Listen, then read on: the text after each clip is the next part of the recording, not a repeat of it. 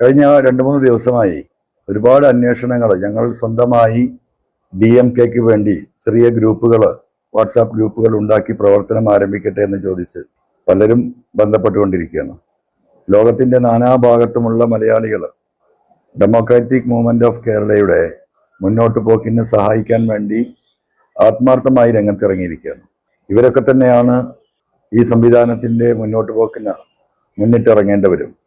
സമൂഹത്തിന്റെ നാനാ തുറകളിൽ സ്കൂൾ വിദ്യാർത്ഥികൾ തൊട്ട് വലിയ പ്രായം ചെന്ന സമൂഹത്തിലെ മനുഷ്യർ പോലും ഈ മുന്നേറ്റത്തിൽ ഒരുമിക്കുകയാണ്.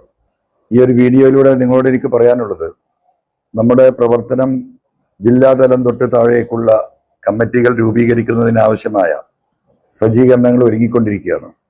ഒരു 10 ദിവസത്തിനകം ഇതിന്റെ കൃത്യമായ ഒരു രൂപം നിങ്ങൾക്ക് എല്ലാവർക്കും ലഭ്യമാകുന്നതാണ്.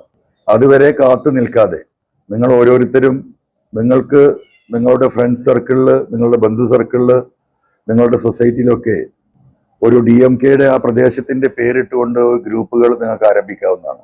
ആ ഗ്രൂപ്പുകളിൽ ആളുകളെ നിങ്ങൾക്ക് ചേർക്കാവുന്നതാണ്. അവരുടെ അഭിപ്രായങ്ങൾ നിങ്ങൾക്ക് സ്വരൂപിക്കാവുന്നതാണ്. അങ്ങനെ ചെറു ഗ്രൂപ്പുകളായി 10,000-കണക്കിന് ഗ്രൂപ്പുകളെ നമ്മൾ 1-2 ആഴ്ചക്കുള്ളിൽ ഇതിനെല്ലാം കമ്പൈൻ ചെയ്തുകൊണ്ട് നമ്മൾ ദേശീയ തലത്തിലും അന്തർദേശീയ തലത്തിലുമുള്ള മലയാളികളുടെ വിവിധ ഗ്രൂപ്പുകൾ ജോയിൻ ചെയ്ത് അതിന് ഒരു കമ്മിറ്റി സംവിധാനങ്ങൾ ഉണ്ടാക്കി ഈ പ്രവർത്തനവുമായി നമ്മൾ മുന്നോട്ട് പോവുകയാണ്.